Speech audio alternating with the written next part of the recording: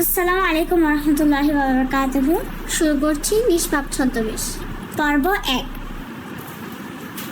লিখেছেন জান্নাতুন নাইমা তাওয়ান্নি। সদরঘরের দরজা তালা দিয়ে দ্রুত খোলার চেষ্টা করছে সাদা রঙের ড্রেস পরিহিত একজন। পেছন থেকে বোঝা যাচ্ছে না সে কে। পেছন থেকে কেউ বোরকা পরিহিত একজন তার কাঁধে হাত রেখে বলল, তাড়াতাড়ি কর, সময় আমাদের হাতে নেই। দেখতে দেখতে কেটে গেল 3টি বছর। রোদেলার এখন 12 বছর। ডিসেম্বরের 19 তারিখ। আজ অনেক বছর পর নানু বাড়ি ফিরছে। তারও অবশ্য কারণ আছে অনেক। এই 3 বছরে অনেক কিছু ঘটে গিয়েছে যার সাথে সরাসরি যুক্ত ছিল রোদেলা। মুখ গোমরা করে ঢুকছে রোদেলা নানু বাড়ির গেটে।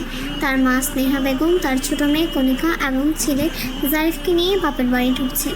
স্নেহা বেগমের মা জিকরা ইসলাম রোদেলাকে জড়িয়ে ধরে বললেন, এতদিন পর এসেছো তুমি, এতদিন আসো নাই কেন? রোদেলা অনিচ্ছা সত্ত্বেও জিকরা ইসলামকে জড়িয়ে ধরল। এতদিন পড়ার চাপ ছিল তাই। এতদিন পড়ার চাপের জন্য নাকি অন্য কারণে? জিকরা ইসলাম রোদেলাকে ছেড়ে দিয়ে জিজ্ঞাসা করলেন। পড়াশোনার জন্য। রোদেলার কণ্ঠ ভারী। জিকরা ইসলাম রোদেলাকে কিছুক্ষণ দেখার পর সবাইকে নিয়ে বাড়ির ভিতরে ঢুকলেন। বাড়িটা মোটামুটি বড় আছে আর অনেক সুন্দর, 3 তলা বিল্ডিং। অনেক বছর পর এসেছে রোদেলা, তাই জানতো না যে নানুরা নতুন বিল্ডিং তৈরি করে উঠে গেছেন। পুরান বিল্ডিং বাড়িটাতে এখনও তার সেজ ছোট নানুরা আছে। শুধু জায়গা পরিবর্তন করেছে তার নানু জিকরা ইসলাম এবং বাবলু মঞ্জু। সবাইকে সালাম আদান প্রদান করে রোদেলা বোরকা খুলে চলে গেল পুরান বিল্ডিংয়ে। সবার সাথে সাক্ষাৎ সেজে চলে গেল বড় খালাতো বোন ইসরাতের কাছে। ইসরাত মোবাইল দেখছিল। রোদেলাকে দেখে জিজ্ঞাসা করলো, কিরে জারিফ কই? আসছে। জারিফ আসলে রোদেলা বলল, शैतान का नाम लिया और शैतान हाजिर हो गया। বিকালবেলা খেলার মাঠে সবাই ব্যাডমিন্টন খেলছে। রোদেলা হিজাব বেঁধে বের হলো, কাউকে ঠিক মতো চিনছে না। রিমি এসে বলল, এই রোদেলা, আমি রিমি। চিনেছি। জারিফের সাথে অন্য একজন ছেলেকে খেলতে দেখে এগিয়ে গেল রোদেলা। ছেলেটাকে চেনা চেনা লাগছে। শ্যামলা গায়ের রং, রোদেলার থেকে কিছুটা লম্বা, গায়ের নীল কালারের শার্ট। জারিফ বলল, এটা আরিয়ান মামা। এরপর ভালোভাবে চিনেছে রোদেলা।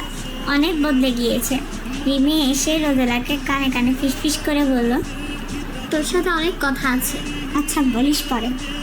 রোদেলা কোনো মতে তাদেরকে বিদায় দিয়ে মোল্লা বাড়িতে প্রবেশ করলে। স্তব্ধ জনমানবহীন উঠানটায় উপর কেলায় মরা আলো এক অদ্ভুত মায়াজাল তৈরি করছে। রোদেলা ধীর পায়ে ভেতরের বারান্দার দিকে এগিয়ে গেল। মোল্লা বাড়ির এই পুরনো অংশটাই সাধারণত কেউ আসে না। চারদিকে দেয়ালগুলোতে শ্যাওলা জমে কালচে হয়ে গেছে আর বাতাসটা কেমন যেন ভারী আর স্যাঁতস্যাঁতে। রোদেলা নিজের হিজাবটা একটু টেনে ঠিক করে নিল। তার চোখ দুটো চারপাশটা ভালো করে পরখ করে দেখছিল। মনের ভিতর এক ধরনের অদ্ভুত অস্থিরতা কাজ করলেও সে নিজেকে শান্ত রাখার চেষ্টা করলো। সে তো কেবল একটু পানি চেয়ে নেওয়ার জন্য ঘরের ভিতরে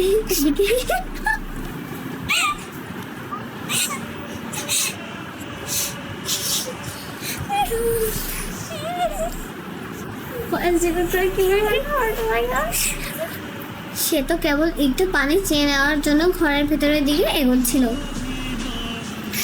বারান্দা পার হয়ে একটা বড় কাঠের দরজার সামনে এসে সে থমকে দাঁড়ালো।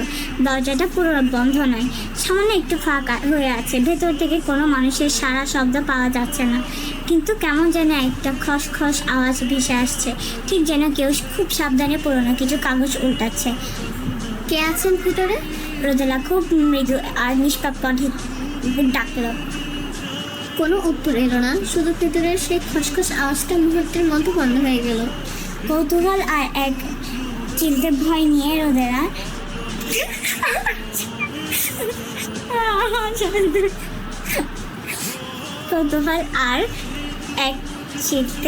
নিয়ে রোদেলা দরজায় হাত দিয়ে আলতো ধাক্কা দিল। ক্রচ করে একটা শব্দ করে দরজাটা পুরোপুরি খুলে গেল। ঘরের ভেতরটা আধা অন্ধকার, ধুলোবালির একটা হালকা গন্ধ নাকে এসে লাগলো।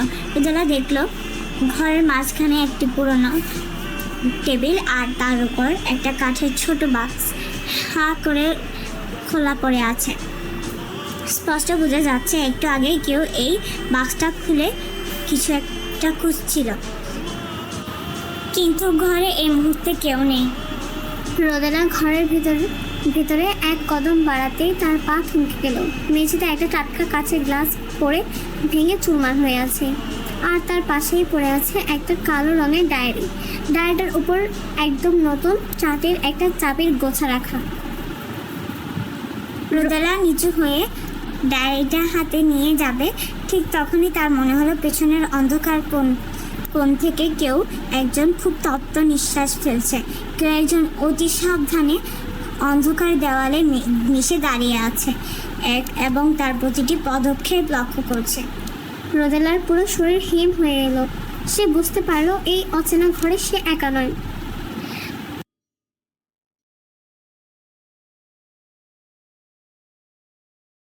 Thank you for watching this video. I hope তোমাদের এই গল্পটা ভালো লাগবে। আল্লাহ হাফেজ।